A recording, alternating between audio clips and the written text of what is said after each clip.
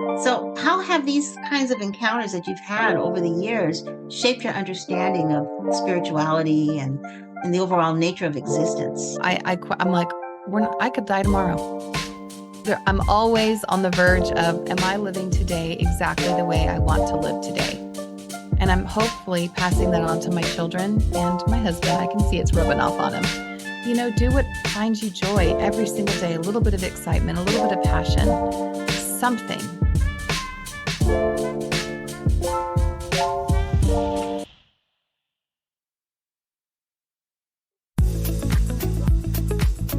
Hi, I'm Glennis Woods Mullins, and I love to help women to vibe, to be more vibrant, intuitive, beautiful, and empowered in midlife.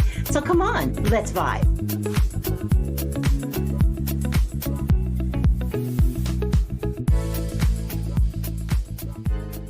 Listen, I have some news for you all. In case you were wondering, we're all going to end up the same way. In other words, at the end of this journey, as far as I know, this particular journey is going to be death. And I don't know why it is, but here in this country in particular, we have a real issue talking about death. And the reason why that's a concern is because it happens to us all the time. So why not talk about it? And as we are approaching, our destination, we have friends and family who are already at that destination or approaching it as well. And given the fact that the majority of the people who listen to this podcast are midlife women, all the more reason for us to be talking about death and dying and what that whole journey is all about. So we have with us today my guest, Gretchen Jones, who is a compassionate death doula. She's also an intuitive and a channeler who writes about shared death experiences and is the essential spiritual part of, she talks about how it is an essential part of spiritual consciousness. So, Gretchen, thank you so much for being on the V.I.B.E Living podcast today. It's great to have you here today. Thank you so much. I'm happy to be here. Thank you. This is an outside of the box kind of discussion for some people. Some people believe that at the end of that, that's the end. Others believe that at the end of that, you go to heaven or the other place. And others are just confused about it. And I believe it's really important, especially in midlife, that you do ask the questions and try to determine where you stand on issues like this, because it can make a huge difference in terms of your overall journey if you ask the questions and then decide after you ask the questions and get the information where you stand instead of being even afraid to talk about it. So let's talk about it. I have to ask, how did you get fascinated with the whole idea of death? Or were you fascinated with death? How did your journey start? Who is Gretchen Jones? I don't think I ever had like a fascination with death in particular, but I've always had a strong spiritual side to me. And I always felt a connection to something maybe greater than myself. And when my dad died in 2015, it was sort of the catalyst to helping me work with the dying community. When my dad died, he was only in his 50s, so he was quite young. And it was unexpected for many people in the family. And it left especially one of my sisters and some other members of the family without closure. And it made me want to help other people not experience that. I wanted to help people find closure and peace before transition, before death, and to also help not just the patients, but the families to be comforted in those final moments so that the grieving process could happen a little bit more with ease. You're still going to grieve, of course, the loss of your loved one, but maybe it doesn't have to be with so much regret over what you didn't say or could have said. And I want to put an exclamation point or a pinpoint on something. This is not necessarily driven by any particular religion. It's kind of beyond that. Okay. And depending on what religion you might be, the idea of getting some assistance, information, coaching, if you will, on how to deal with a family member who is in the process of transitioning, who has a terminal illness, or maybe they've already passed, I think is critical in terms of your emotional wellness. Because one thing I've always thought is that, wherever our loved ones are after they transition, the bottom line is, we're still here having to deal with the onset of our loss and everything else. And because we don't talk a lot about it, and especially Western culture, that really does leave us kind of unaware of how to deal or how to cope. And I guess maybe that's where you would come in terms of helping families get ready for the transition or maybe preparing for them afterwards. Yes, both actually. So, death doula is a relatively new position. It was beforehand, before the big change in our healthcare system, which we're still working through and navigating as a country, nurses would sit with their patients and they had more time to do that. But now it seems nurses have a lot more paperwork that they have to go through. Their hands are tied when it comes to their time management. So often they have requirements that they have to meet. And so they don't get to spend as much time sitting bedside with these patients. So now there's a need for someone to come in and sit with families and sit with patients and help them navigate sometimes the fear around death, talking about death, what it means to have a terminal illness, what emotions one's going to encounter going through that. A lot of people don't, they still have things they want to say and do, and they feel a little bit angry that their life is being cut short. And also, they have relationships that are usually a little bit hung in the balance, that it helps to have someone come in and help them allow themselves to be vulnerable and know that it's okay to be that way and to find closure. So, I'm doing it now since nurses used to be able to do it, but I think it is just wildly important for as many people as we can to get in there and start working and serving the dying community. Everyone wants to help out with babies. Nobody wants to help out with people on their way out. So it would sure That's a be, good point. That's a good yeah. point. What is your process? What's the first thing you begin to do when you work with a family? I find out what their religious beliefs are, if any, because you definitely want to work within those structures if possible. And you honor first the patient's belief systems and then the families. That's typically what I do if they're different. And you, I have had several patients where their end of life experiences were being challenged by their beliefs. So, for example, sometimes at end of life, people will see their deceased loved ones or beings of light at their bedside. I think that this is a really important thing that happens before death because it eases the fear for the person who's transitioning and lets them know they're not alone. And also, it helps a family to have hope that life is eternal and that there's something more than just our physical world. And sometimes those experiences can go against someone's faith. Mhm. So, for example, I helped someone transition. She was a nun, Sister Bernadette, and she told me she was seeing a sister was coming to visit her, Sister Mary Catherine. And I was like, "Oh, that's great." And she goes, "You don't understand. She's already gone to our heavenly Father." And I was just like, oh, well, I mean, for me, I see people seeing dead people all the time. So I knew that she was within a week, probably. And that was really exciting for me because we knew where we were along this journey. For her, this was distressing because it went against her Catholic faith to commune with the dead. And I said, well, you're not, you commune with the dead all the time. You talk to Mother Mary and you talk to God and Jesus. And she's like, no, no, no, no. I pray to them. I don't commune with them. And that's a very distinct thing for her in her Catholic faith. And so I said, well, do you remember the story where Archangel Gabriel came to Mother Mary and told her that she was going to have Jesus? And she's like, well, yes. And I said, well, maybe that's what Sister Mary Catherine's doing. She's a messenger of God. Maybe she's a vision. And that was a way we could work within her faith Mhm. without it going against her core belief systems. And it was something that could bring her hope. That was beautiful. And I guess because you have some of that knowledge, does that mean that you are a Christian or that you're just familiar with the Christian, well, Christian or in this particular Catholic? Or are you Catholic? How did you know? I have a master's degree in world religions. You're so matter of fact. I have a master's degree in world religions, kind of like you're kind of matter of fact. I happen to have found the cure for cancer.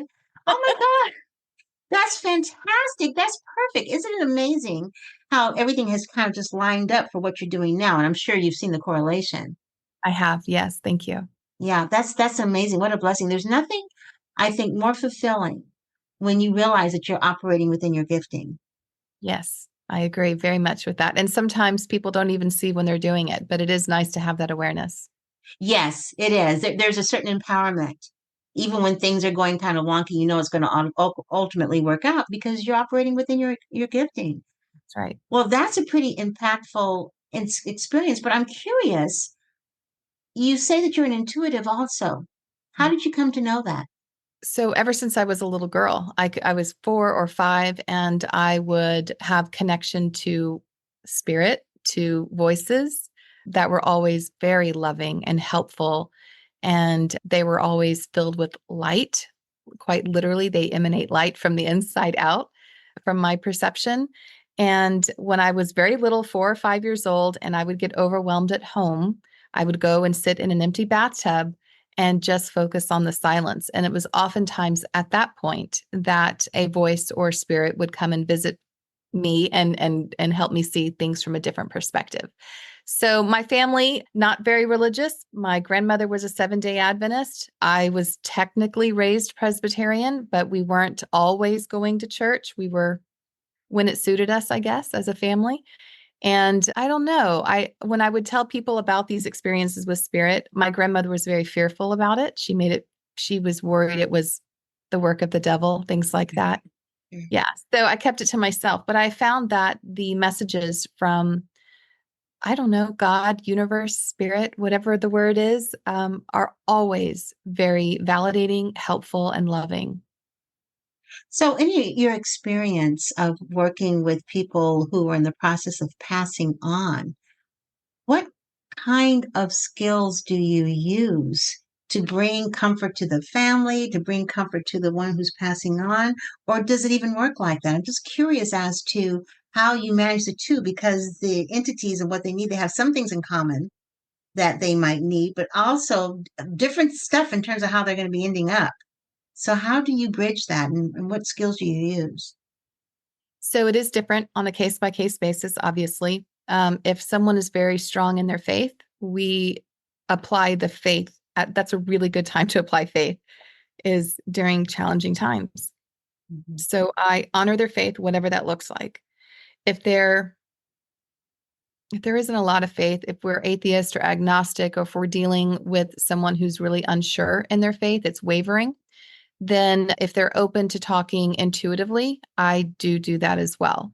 So that's another thing. If the family's open to it, to discussing, you know, maybe the spiritual aspect that isn't tied to religion necessarily. Also, I think it's really important to recognize where people are with their feelings. When I first started working with clients, I didn't want to cry. I wanted to be the strong one in the room that everyone knew they could rely on.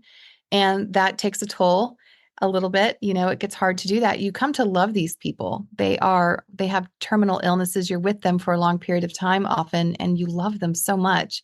And so I do tear up and I do cry. And I have found since then that when I do, the family releases. They just break down. And then the Right. client, because the person dying also does. And it's in those moments of being authentic and genuine and vulnerable like that, that everyone feels okay to say what they're really feeling. And that is a gift. That is a beautiful gift because there's nothing worse than having someone pass and you're feeling like you didn't get a chance to say what was really on your heart. I Yes. had that experience. My mother, she was 56 when she died, and she Young. happened to be on her way to a board meeting, and she was proceeding on the green and was hit by a fire truck that was responding to a smoke alarm who was going past the red, and she died on impact. And it was shocking. I had two little girls at the time and had just had a baby who was like 5 weeks old. So hormonally, I was all over the place. And then, of course, when that happened, over time, like within about 25 years later, I had an anxiety disorder from pushing back, pushing back, pushing back some of those feelings. And plus, anxiety is an offshoot of post traumatic stress and menopause, which I was also in at 51. But going back to that time at 32, when my mom had passed, that night, I was kind of asleep, kind of not. And I know that she came to me. And I'm a Christian, I'm a practicing Christian. That was my mom sitting at the end of my bed. And she looked very tired. And she had on her favorite cowboy boots. And I remember that because when it came time to start going through her things, I could not find those boots anywhere. They were blue suede cowboy boots that she hardly ever wore because she was an immaculate dresser, but cowboy boots was not her thing. So I don't even know where those came from, but I recognized them when I saw them. I said, "Oh, you got your favorite boots on." She had on her jeans and this top. but her hair was kind of messy and she looked disheveled. And she said, Lennis, yeah, I'm really tired, but I just want you to know it's going to be okay. I know you're upset, but it's going to be okay. And it was very, very real, very real. None of my other sisters, my dad had that, just me. And then the next day, as I was sitting in the living room nursing my baby, and in between on the phone, making arrangements and all that stuff, getting ready to go to my dad's house, there was this entity, whatever it was like a bull charging down the hallway, like it was after me. And it scared the crap out of me. I called my dad and I scared the crap out of him. I said, Dad, because he lived maybe 5 minutes away. I said, Dad, you got to come over here right now. There is a bull in my house, So my dad comes over. And of course, that entity was gone. And I still don't know to this day exactly what that was, but I do know that there are things that go on while a person is transitioning. And I have always been intuitive. So it could have been that was the reason why I had those kinds of things. But could you share with us some of the other experiences you've heard families tell like that when it comes to the transition and things that they experience that might seem kind of crazy to other folks? And the reason why I'm asking you to do that is because I bet you people listening have had those same kind of experiences and haven't said anything to anyone because they didn't want anybody to think they were nuts. But I feel that sometimes these things happen. I mean, I could share hundreds, literally, of stories like that. It is such a normal occurrence that nobody talks about. That's what my goal is, to normalize talking about death and to normalize talking about spiritual events around death. It is so important because it reminds us that we're not alone. There is something more and that everything is always okay. I love that story that you just shared because when my grandfather passed, I was not there and I was home alone with my son, who was probably 6 or something or 5. And it was midnight. We were up way too late. And when my husband was out of town, my son would sleep in the bed with me. And I heard every noise in the house, right? Like when you're home alone, you hear everything. And so I had set the alarm and he climbs into bed. And my dad had already held the phone up to my grandfather because we knew he was going to be passing earlier. And I'm going to bed. And all of a sudden, my son, right before I turn off the light, my son said, Mommy, there's a man in the room. And I was like, where? And he goes, right over there. And then he snuggled up to me. I didn't see anyone there. And I was like, okay. And he described what he looked like and he sounded like my grandfather. But my son had only known my grandfather in a wheelchair and with dementia. He didn't know the man that he was describing. So when he snuggled up to me, he took my hand, he placed it on my heart with his hand, and he said, "Don't worry, Mama, everything's going to be all right." And I was like, oh, okay. I turn off the light. The next morning, my father calls me and I told him the story because he let me know my grandfather had passed. And I told him the story. The time that my son did that was the time that my grandfather had passed within a few minutes. Wow. And when I said the story to my dad, who was atheist, he got all choked up. I thought we had lost the phone connection. And he goes, last night I was there when before daddy, he called him daddy, died. And I took his hand and I put it in mine and I placed it on his heart. And I said, don't worry, daddy, everything's going to be all right. So, yes, I get goosebumps talking Wow. about it. It Wow. was a way of sharing that love with our family and knowing that life, he's not gone. He's still here. He's just in a different space of here. He's still in a different vibration or frequency or whatever the word is that's trendy to use. It's just a different That's level. amazing. And I Yeah. know your writing focuses a lot on fostering love connections with oneself and others and emphasizing trusting personal experiences, which I think is so important because these are our personal realities, no matter how strange they might seem to someone else. But just being able to tell the story, you never know how helpful it can be. So, how have these kinds of encounters that you've had over the years shaped your understanding of spirituality and the overall nature of existence? So I don't fear death. It's also transformed my husband, who doesn't like to really talk about what his beliefs are. I'm not even sure what they are. He's very quiet when it comes to that stuff. But I see him doing a lot more deeds that are kind, being a lot more compassionate. I think when he hears the stories that I'm sharing, working with people in vulnerable states, it has softened him up. And I think that that's part of it. I live now I'm like, I could die tomorrow.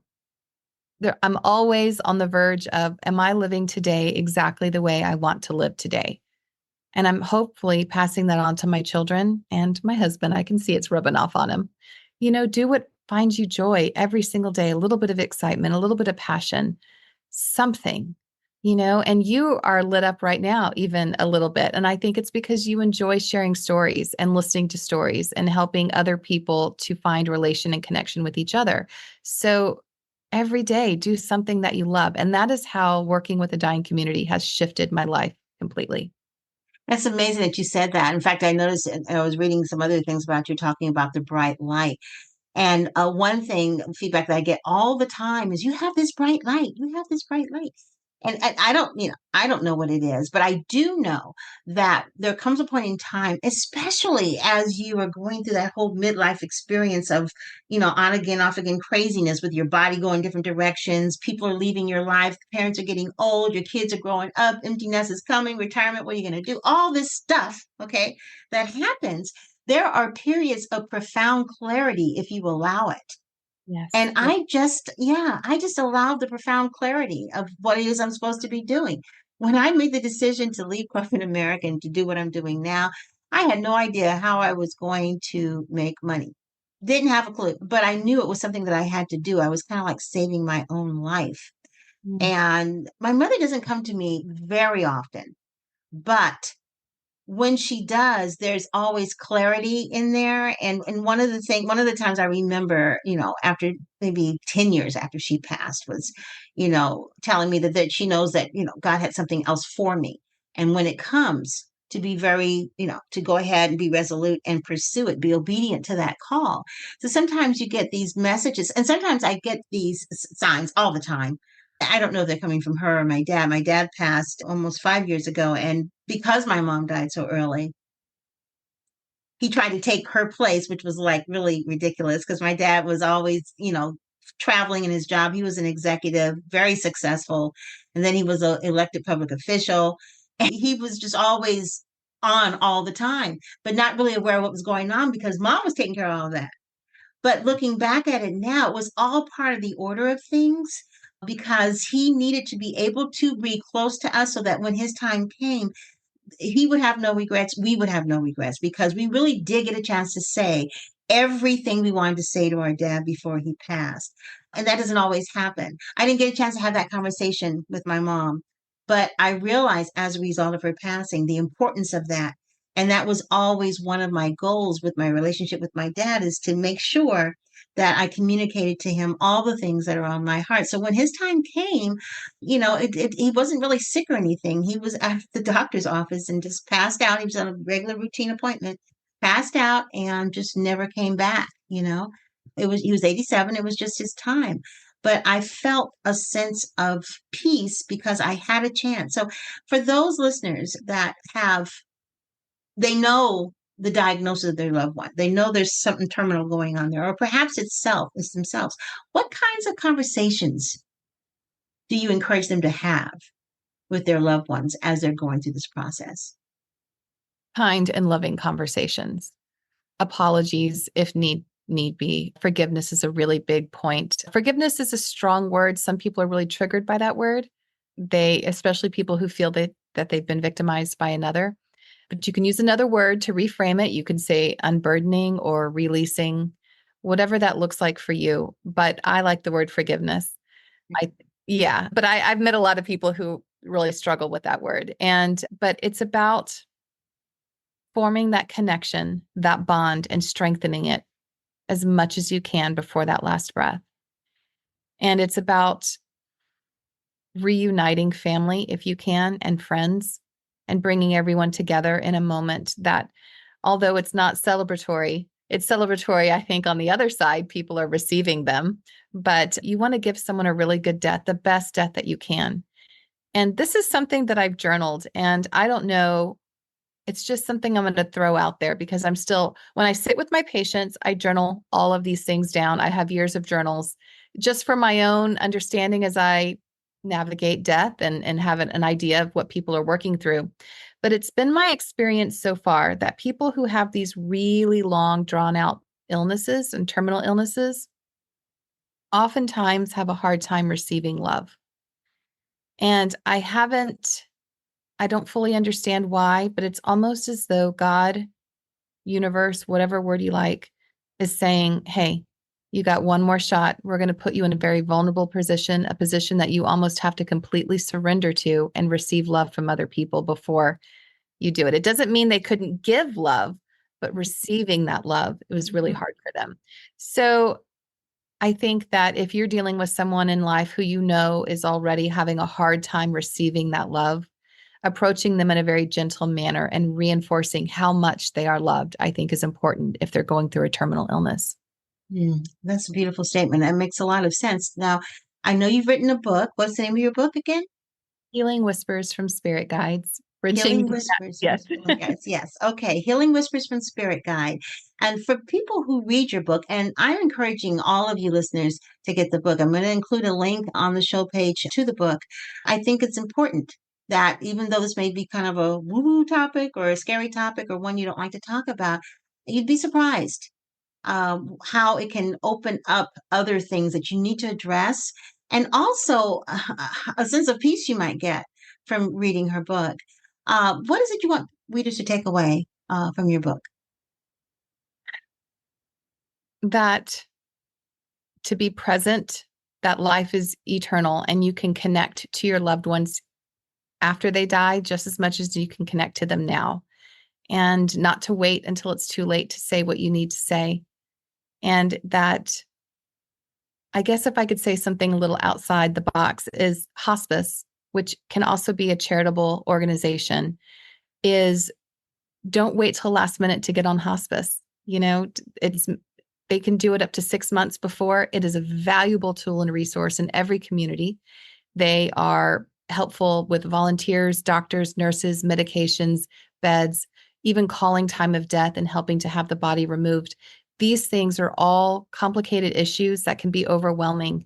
And to have someone as valuable as hospice, it isn't a sign of giving up. It's a sign of recognizing you could use a little bit more assistance and resources at this very vulnerable time. So another thing I'd like to just say is I encourage you to reach out to hospice. I'm glad you said that because a lot of people don't understand that you hear that someone's going into hospice, you're like, oh, you know, Yes. coming towards the end. But the reality is I've seen people come out of hospice. Yes. Sometimes the family just needs the extra help and support. I have a dear friend whose mom was on the verge of dying off and on for 15 years. She just had this strong will. But it's interesting when it finally came for her time, we kind of all knew, okay, this is really going to be it. This is different. This feels different. But she was in hospice at least 3 different times. And even though was not diagnosed with a terminal illness, she had a lot of different things going on that weren't working right. And she'd be okay for a while and something else would flare up. It was just the journey she was on. It was just amazing. But going to hospice at the time that she did gave the family a break from some of the other things they were constantly doing for her care. Just like as simple as you were saying, the medications, trying to understand, well, what else can we do for the pain or whatever was going on at the time.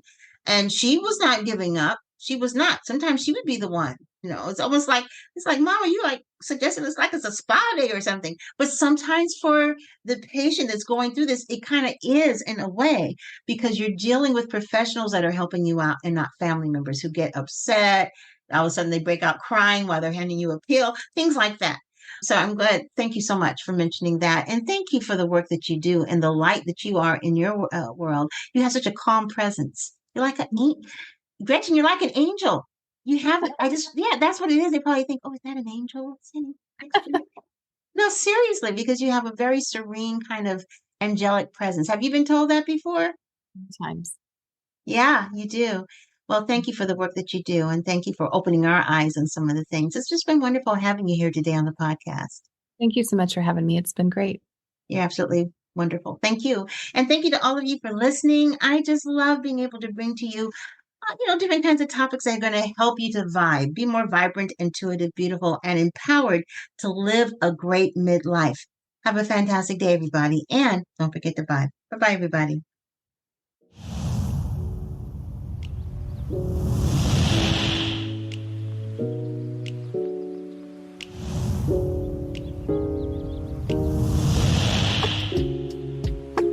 Thanks for listening to the V.I.B.E Living Podcast. And don't forget to subscribe, like, and comment, and share this podcast. Have a fantastic day, and don't forget to vibe. Bye-bye, everybody.